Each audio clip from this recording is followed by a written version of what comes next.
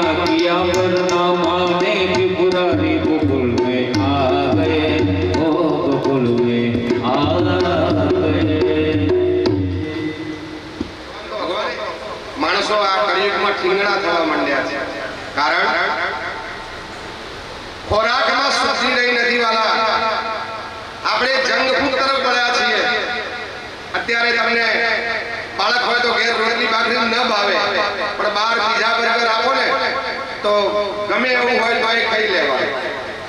આ જંગભૂત એવો આવ્યો છે કે આપણી અંદરના હોર્મોન્સને ઘટાડી દીધા છે, આપણી હાઈટ ઊંચી થવા લાગી છે। અને કદાચ એવો સમય આવશે ને તો હવે તો ઠીંગણા જન્મશે બાળકો। જ્યાં ત્યાં ન ખાશો, બીજું જ્યારે ને ત્યારે ન ખાવું, અને ત્રીજું જેવું અને તેવું ન ખાવું। જો આનું તમે પાલન કરશો ને તો હજુ કદાચ થોડો ઘણો ફાયદો થશે। બાકી અત્યારે તો કેવું જ નથી, હવે જોઈએ છીએ અમે બધાએ।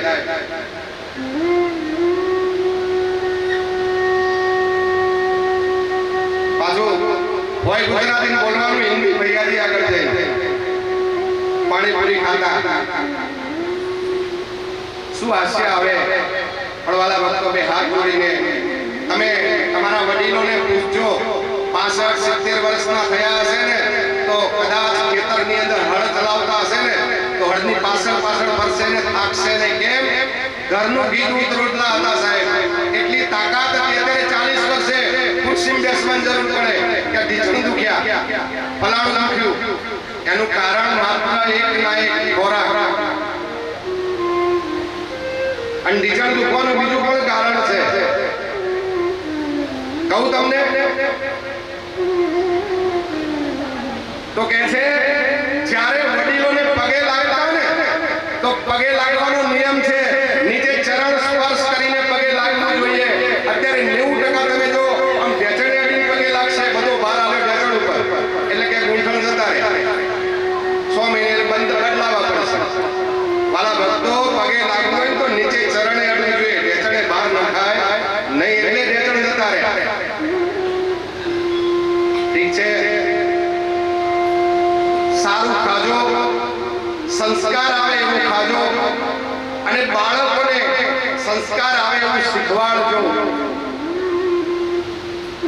પછી ભગવાનને ખબર પડી, ગોપીઓ બધી વાતો કરે છે કે આ સ્ત્રી નવી છે, કોણ હશે વળી? ભગવાન જ્યારે નજર પડી ત્યારે ખબર પડી કે મહાદેવજી પોતે સાડી પહેરીને આવ્યા છે, કેળમાંથી વાંસળી કાઢી છે, અને જેવી વાંસળી વગાડવા ગયા પાર્વતીજીને થયું કે હવે ભાંડું ફૂટશે, બધું સતું થઈને રહેશે। અને જ્યારે ભગવાને વાંસળી વગાડી, એસી બજાઈ બંસી સમજ ગઈ શબ્દ જનાર રે, સકરી જબ સિતારી, સકરી જબ સિતારી, મુસ્कुराए बनवारी गोकुल में आ गए, ओ आ गए। बोल मटारे मन के बीच के नारी गोकुल में आ गए, ओ गोकुल में आ गए। पार्वती ने मना किया पर ना माने त्रिपुरारी गोकुल में आ गए, ओ गोकुल में आ गए। ભગવાને વાંસળી વગાડી, ભગવાનના પગ થર થર થવા માંડ્યા, નાચવા લાગ્યા। અને જેવી વાંસળીના સુર સંભળાય, ભગવાન પોતે નાચ્યા છે, અને સાડી સરકી ગઈ। બધાને ખબર પડી, ત્યારથી ભગવાનનું એક નામ પડ્યું છે ગોપેશ્વર મહાદેવ। બોલો ગોપેશ્વર મહાદેવ।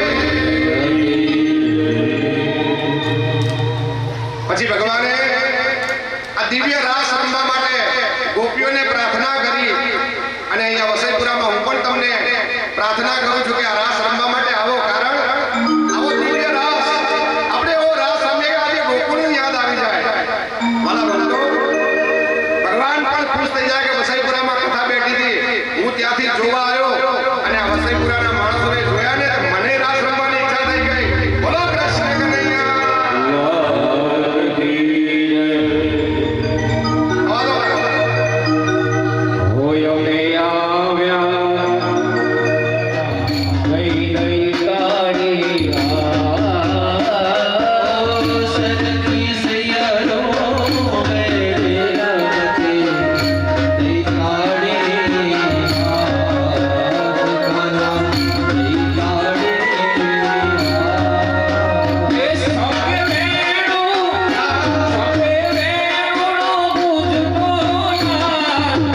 એ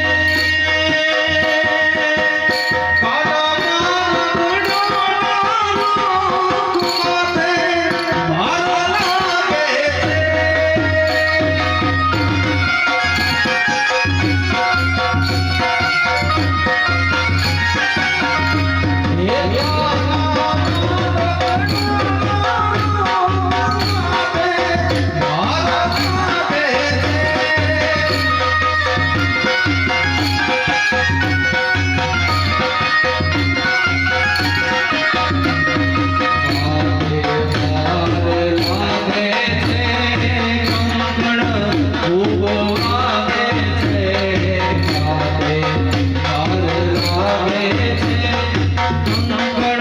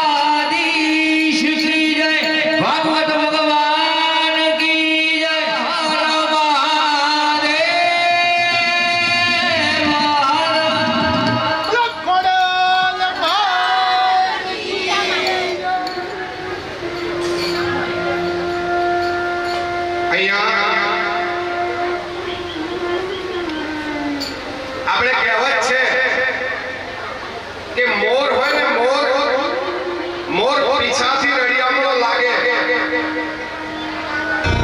વાલા ભક્તો,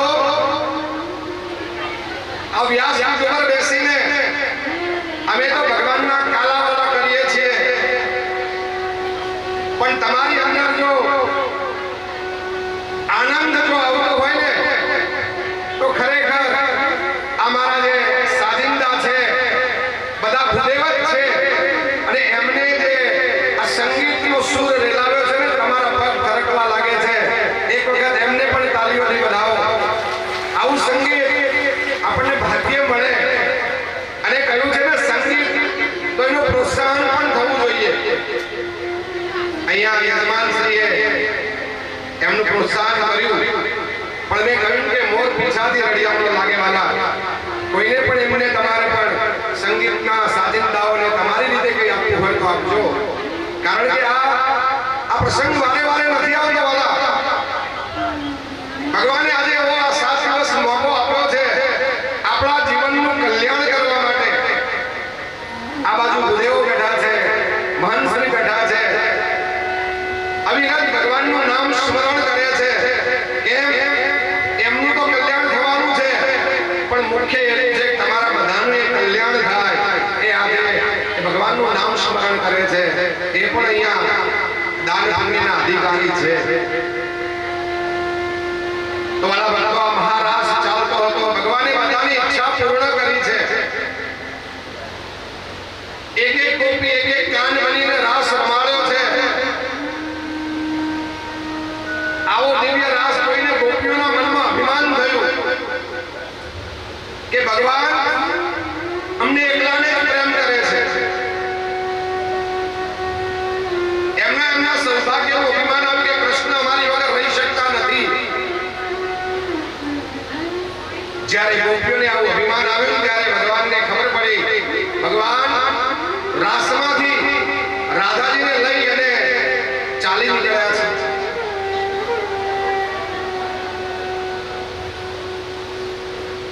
ગોપીઓએ ભગવાનને ત્યાં ન જોતો ગોપીઓ શોધવા લાગી છે કે ભગવાન ગયા ક્યાં.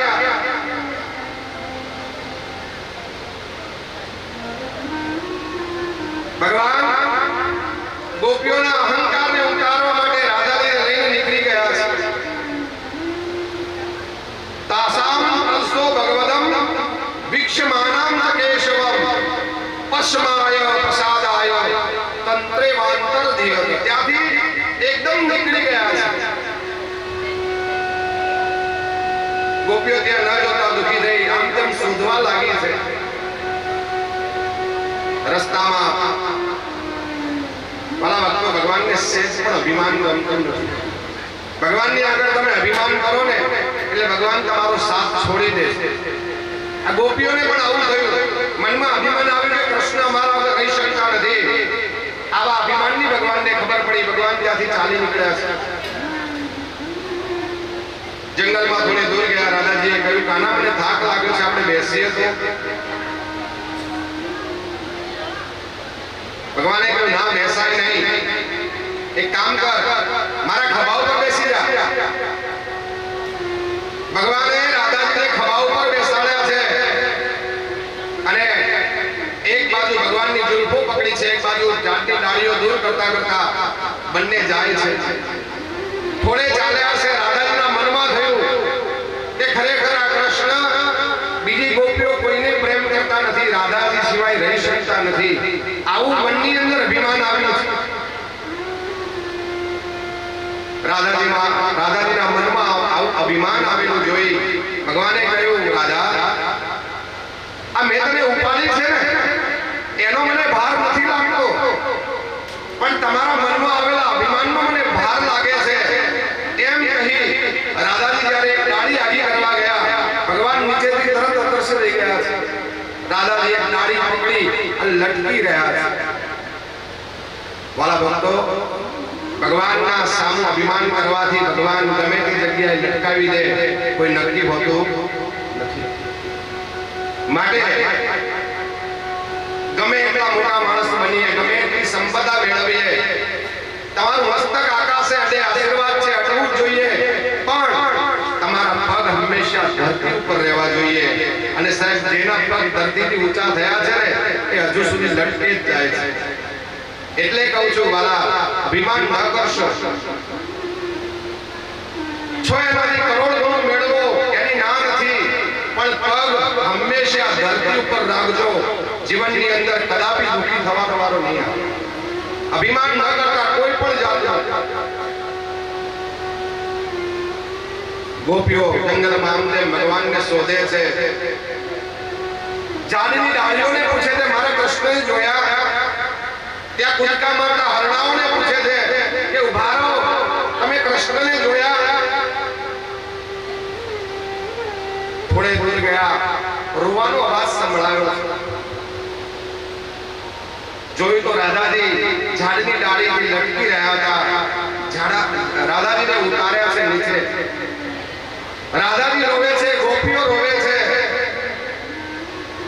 ભગવાન બધાને મૂકી ત્યાંથી નીકળી ગયા છે.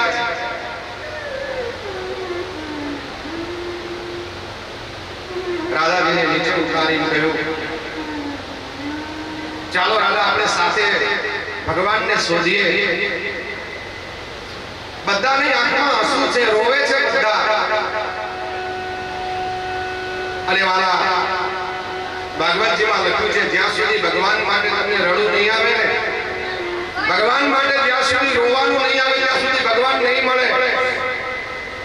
એટલા માટે કબીરજીએ પણ કહ્યું છે કબીર હસના દૂર કર રોને શે કર પ્રીત બીનુ રોઈએ કીટ મારીએ પ્રેમ પ્યારે મે. રોયા વગર ભગવાન મળતા નથી વાલા.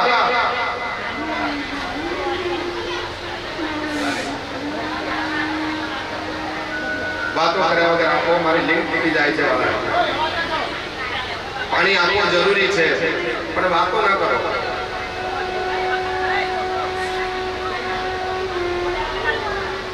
ગોપીઓ બધી રડે છે, ભગવાનને કહે છે અમે તમારી દાસીઓ છીએ.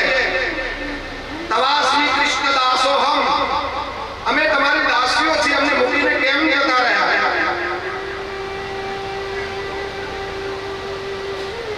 અમે તમારી જીવનભર દાસીઓ બનીને રહીશું. હે કાના, તમે પાછા આવી જાઓ. ગોપીઓ એમ નથી કહેતી કે અમે તમારા છીએ. ગોપીઓ એમ નથી કહેતી કે તમે અમારા છો. ગોપીઓ શું કહે છે? કોઈને ભાઈ આપણે બનાવવું હોય ને તો પહેલા શું કરવું પડે? આપણે એના બની જવું પડે, પછી એ આપણા બને. એટલે કહ્યું છે પહેલે तुम वादा करो कि हम आपके हैं कौन. पहले तुम वादा करो हम आपके हैं कौन, बाद में तुम दावा करो आप हमारे हैं. પહેલા કોઈને આપણા બનાવવું હોય ને તો આપણે એનું થઈ જવું જોઈએ વાલા. ડાયરેક્ટ કહેવામાં આવે કે તમે અમારા છો તો ન ચાલે. પહેલા તમારે ભગવાનના થઈ જવું પડે, પછી ભગવાનને તમે કહી શકો કે તમે અમારા છો. હે પ્રભુ, તમારા જન્મને લઈને તો અમારા વ્રજનો મહિમા વધ્યો છે. જયતી જન્મ નામ જયતી કે જન્મ નામ જન્મ વ્રજ. તમારા જન્મથી આ વ્રજનો મહિમા વધેલો છે. હવે તમે અમને મૂકીને ક્યાં જતા રહ્યા? પ્રેમની પરાકાષ્ઠા છે, જો ગોપીઓ રહી શકતી નથી.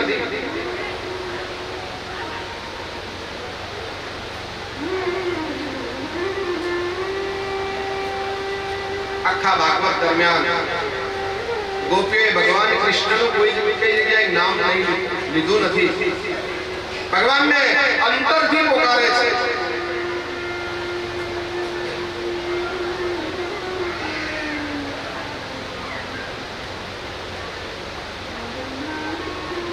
ખરેખર કોઈને નામથી પણ ન બોલાવવા જોઈએ એવું પણ આ કથા આપણને શીખવે છે.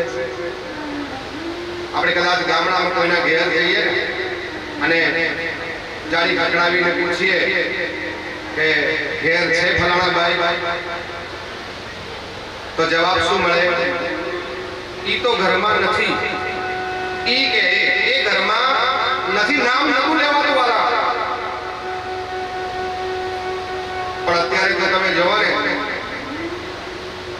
તો એવા નામ આવી ગયા છે. અચ્છા, નિકનેમ કે અમે એને નિકનેમ. હા, હવે શું કહેવું, આ વ્યાસપીઠ ઉપરથી બોલવું પણ સારું ન લાગે. ઘણી વખત એવા નામથી બોલાઈએ, ચકુ દીકુ એવા નામ થઈ ગયા છે. દીકુ તમે શું કરો છો, આટલું કહેવામાં આવે ને દીકુ ઓગળી જાય અને પછી એને ડોલમાં ભરવો પડે. બાલા બધા ગોપીઓ શીખવાડે છે કે નામ ન લેવું જોઈએ, અંતરથી યાદ કરવા જોઈએ.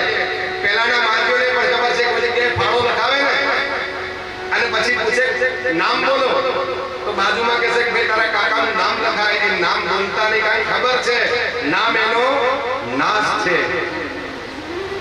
પણ અત્યારે તો નામ વગર અને તુકારા વગર તો ચાલે નહીં. સાંભળો છો એટલે એ શબ્દ સંભળાય એટલે ના સાંભળવાનું બધું આવી જાય. એક જ શબ્દ બોલવાનો છે, સાંભળો છો બધું સંભળાઈ જાય. તો વાલા ભક્તો, ગોપીઓ ખૂબ દુઃખી થઈ છે, ભગવાનને શોધે છે, આજીજી કરે છે, ભગવાન પધારો, અમને એકલા મૂકીને શા માટે ચાલ્યા ગયા?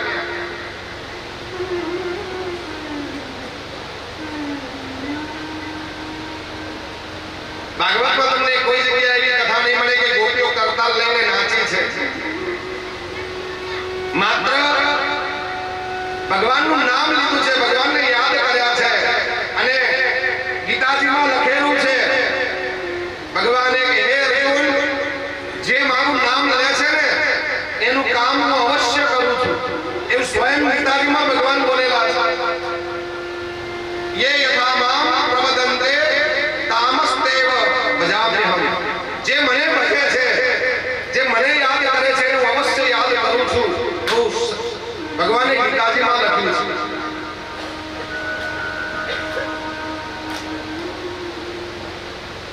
હે કૃષ્ણ, અમે તમારી દાસીઓ છીએ ને દાસીઓ થઈને રહીશું. તમે આવી જાઓ, તમે આવી જાઓ. આવી આજીજી કરે છે.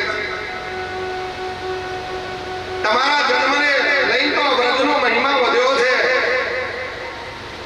શું કામ તમે અમને હેરાન કરો છો?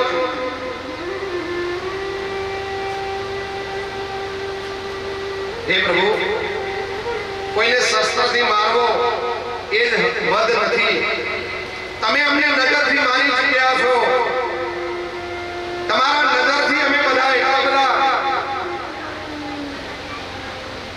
નિષ્કામ બની ગયા છીએ. તમે પધારો. વાહરે શિકારી મારા, કીધો શિકાર દિલમાં, નયનોના બાણ માર્યા છે આર પાર દિલમાં. તમારા નયનોના બાણ માર્યા છે અમારા દિલમાં, અમે ઘાયલ થયા છીએ. એવું નથી કે તલવારથી મારો ધ્વજ કપાઈ જાય.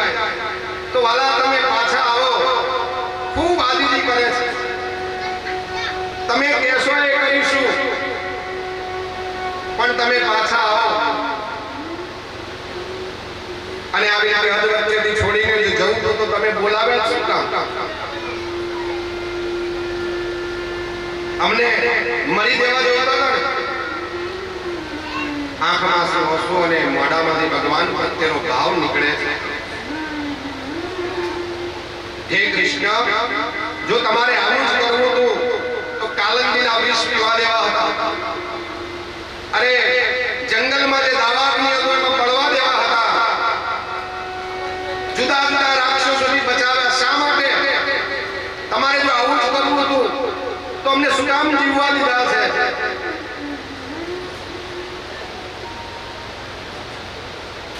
અને જો તમે પાછા નહીં આવો ને તો અમે કહીશું તમે એકલા નંદ યશોદાના પુત્ર નથી. તમે તો વ્રજનો પ્રાણ છો. ન ખરું ભગવાન ગોપિકા નંદનો. એકલા નંદ અને યશોદાના પુત્ર નથી. આ સમગ્ર ગોકુળના પ્રાણ છો તમે. શું કામ તમે અમને અડધે વચ્ચે મૂકીને ચાલ્યા ગયા?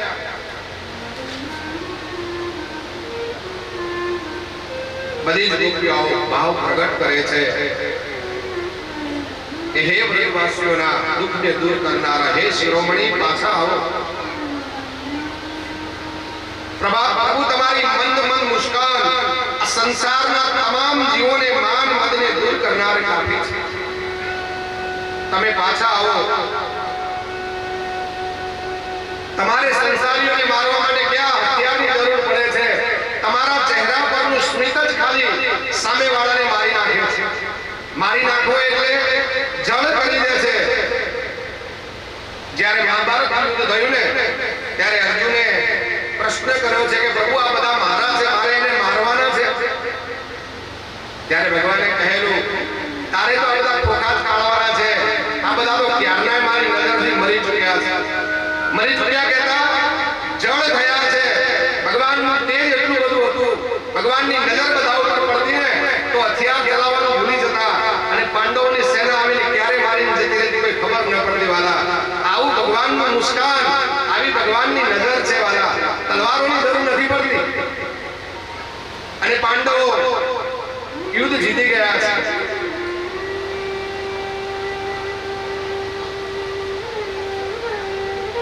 જો તમે નહીં આવો તો હવે મરી જઈશું. અમારે અહીંયા જીવવું નથી, અમારે જીવવાનો કોઈ અધિકાર નથી.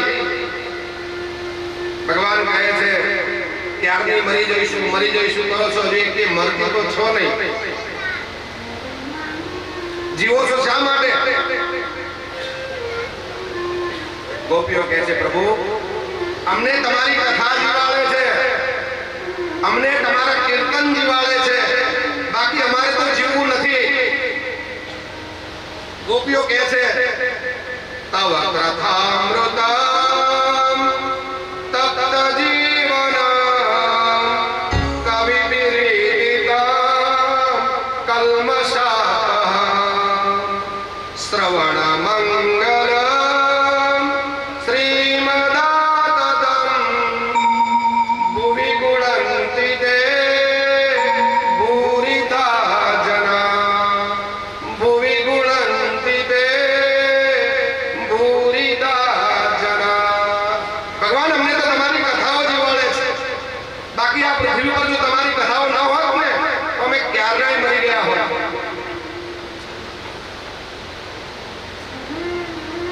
અમે બધું સહન કરીએ છીએ. અમને તમારું મિલન જોઈએ છે. અમને માત્ર કૃષ્ણ જોઈએ છે. અમે તારા આ જુલ્મોને સહન કરીએ છીએ કારણ અમે કદાચ કોઈને લઈને કહીએ ને કે ભાઈ કૃષ્ણએ અમને આવું કર્યું અને કદાચ તું બદનામ થાય, તારી બદનામી થાય અને અમે તારી બદનામ પણ ઈચ્છતા નથી. એટલા માટે તારા જુલ્મો સિતમને અમે સહન કરીએ છીએ. જુલ્મો સિતમને તારા સમજી છુપાવી રાખું, બદનામ તું ન થાય એ જ વિચાર છે દિલમાં. તું બદનામ ન થવો જોઈએ એવો વિચાર અમારા દિલમાં છે. ભલે તે વાહરે શિકારી મારા કીધો શિકાર દિલમાં, ભલે અમારા દિલમાં તમે બાણ માર્યા હોય પણ અમે તારા વિશે ખરાબ નહીં કરીએ. પ્રીત રે કરીને કાના બોલી રે ગયા. ગીતાજીમાં લખેલું છે ભગવાને કે હે અર્જુન જે મારું નામ લે છે ને એનું કામ હું અવશ્ય કરું છું. એવું સ્વયં ગીતાજીમાં ભગવાન બોલેલા છે. યે યથા મામ પ્રવદન્તે તામસ્તેવ ભજામ્યહમ. જે મને ભજે છે, જે મને યાદ કરે છે હું અવશ્ય યાદ કરું છું. ભગવાને ગીતાજીમાં લખ્યું છે.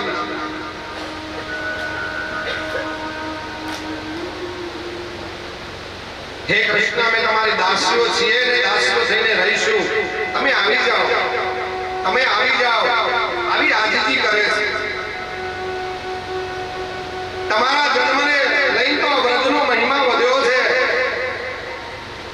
શું કામ તમે અમને હેરાન કરો છો?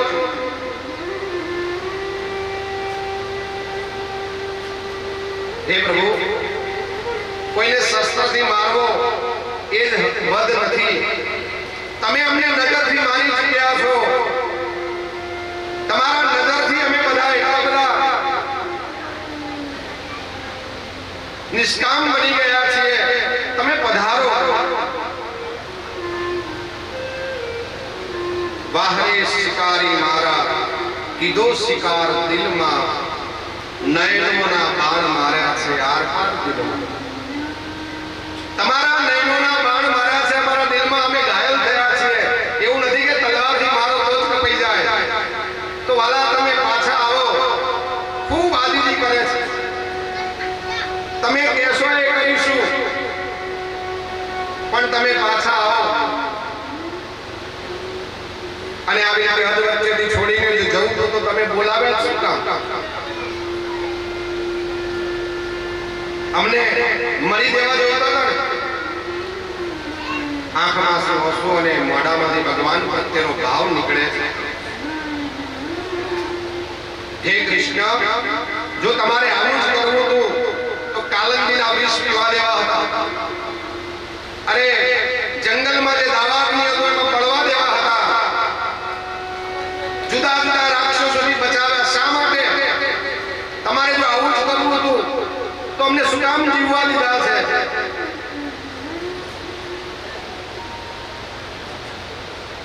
અને જો તમે પાછા નહીં આવો ને તો અમે કહીશું તમે એકલા નંદ યશોદાના પુત્ર નથી.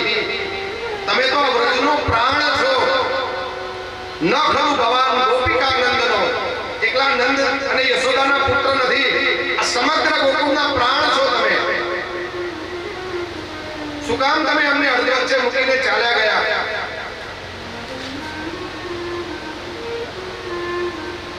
બધી જ ગોપીઓ ભાવ પ્રગટ કરે છે. હે વ્રજવાસીઓના દુઃખને દૂર કરનારા, હે શિરોમણી પાછા આવો. પ્રભુ તમારી મંદ મુસ્કાન આ સંસારના તમામ જીવોને માન મદને દૂર કરનાર કાફી છે. તમે પાછા આવો. તમારે સંસારીઓને મારવા માટે ક્યાં હથિયારની જરૂર પડે છે? તમારા ચહેરા પરનું સ્મિત જ ખાલી સામેવાળાને મારી નાખે છે. મારી નાખો એટલે જળ કરી દે છે. જ્યારે મહાભારત યુદ્ધ થયું ને ત્યારે અર્જુને પ્રશ્ન કર્યો છે કે પ્રભુ આ બધા મારા છે, મારે એને મારવાના છે. ત્યારે ભગવાને કહેલું તારે તો આ બધા ખોખા જ કાઢવાના છે. આ બધા તો ક્યારના મારી નજરથી મરી ચૂક્યા છે. મરી ચૂક્યા કહેતા જળ થયા છે. ભગવાનનું તેજ એટલું બધું હતું. ભગવાનની નજર બધા ઉપર પડતી ને તો હથિયાર ચલાવવાનું ભૂલી જતા અને પાંડવોની સેના આવીને ક્યારે મારીને જતી રહેતી કોઈ ખબર ન પડતી. વાલા આવું ભગવાનનું મુસ્કાન, આવી ભગવાનની નજર છે. વાલા તલવારોની જરૂર નથી પડતી. અને પાંડવો યુદ્ધ જીતી ગયા છે.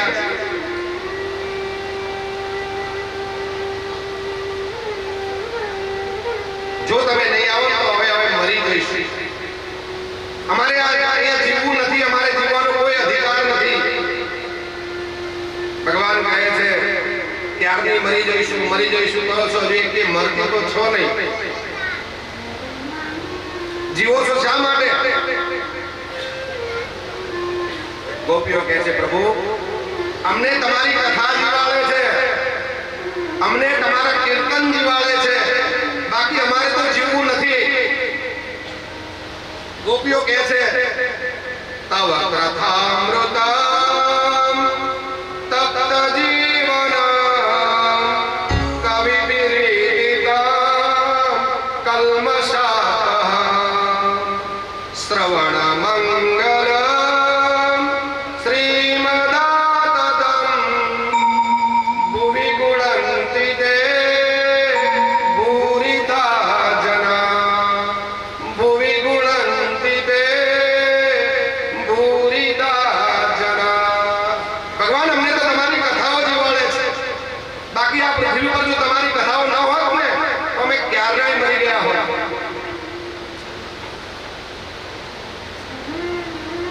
અમે બધું સહન કરીએ છીએ. અમને તમારું મિલન જોઈએ છે. અમને માત્ર કૃષ્ણ જોઈએ છે. અમે તારા આ જુલ્મોને સહન કરીએ છીએ કારણ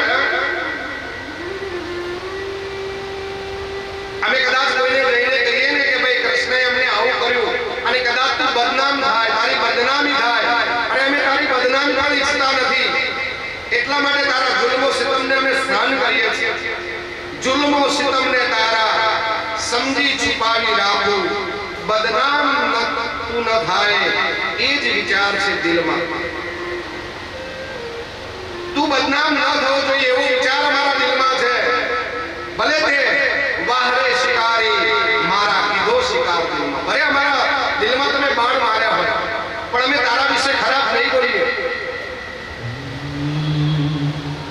પ્રીત રે